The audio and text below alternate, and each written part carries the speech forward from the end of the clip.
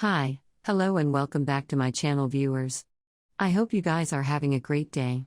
And in today's video, I will be showing you guys how you guys can log in into Carrington Mortgage. So basically Carrington Mortgage is a website, which provides you mortgage. And for those people who do not know mortgage basically means loan.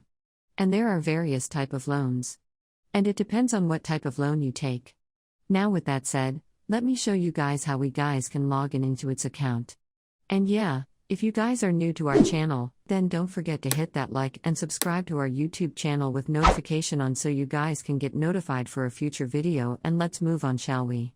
So the first step is you want to search for Carrington Mortgage, login and click on the first link over here. It will take you to its official website. Now once you're over here, what you want to do is pull up it down and read says username, enter the username of your account.